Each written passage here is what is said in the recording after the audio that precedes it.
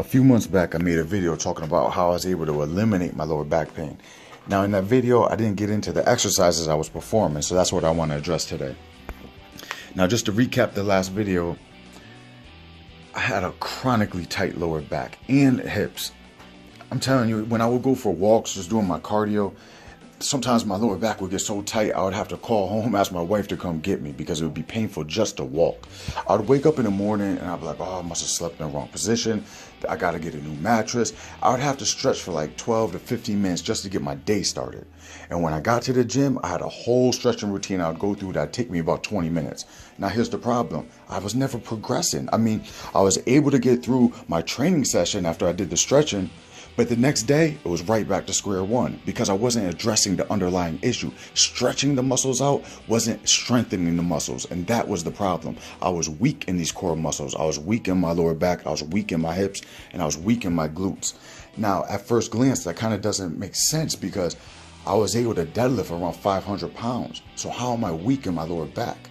It's because it's the endurance muscles. It's the endurance fibers in these muscles that were weak. You see, the core muscles aren't used like the rest of the body. With the rest of the body, we're exerting force from our muscles. We're contracting our force, we're contracting our muscles to exert force against an external resistance.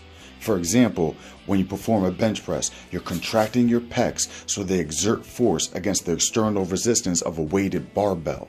Okay? But with our core muscles and our hips and our glutes is different. We're actually using these muscles to resist force.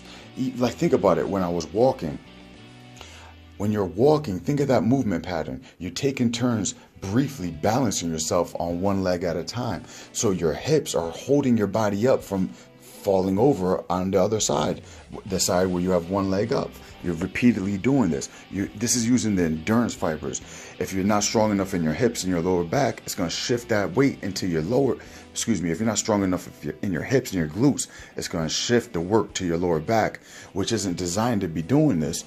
And that's why the lower back is going to lock up on you. See, now I'm doing isometric moves from my lower back, my hips, my abs, even my glutes. That's why you see me here doing the back extensions where I start off with just an isometric hold. And I'll do that until I fatigue the endurance muscles in my lower back and my glutes. You see, I'm not hyperextending my lower back here. I'm trying to keep my lumbar spine neutral. I'm flexing my glutes. I can feel it in my hamstrings. I'm building up the endurance fibers. And then when I can't hold the move any longer, that's when I go into the reps. Now, after this, you're going to see one of my favorite exercises, which is like a magic bullet for the hips. And that's the suitcase carry. Now, the suitcase carry is completely different than the farmer's walk, even though it looks very similar. But see, with the suitcase carry, what we're doing is we're overloading a movement like walking. Like I said, we're balancing ourselves on one leg. The weight of the weight that's in your hand, the weight of the weight, but you understand what I'm saying. The force of the weight in your hand is trying to pull your body down. So your body has to resist that on the other side. And that's causing your hips to work overtime. And I'm telling you, like I said, this has been like a magic bullet for my hips. What's the result of all this? I don't stretch at all when I wake up. I don't stretch at all before I train.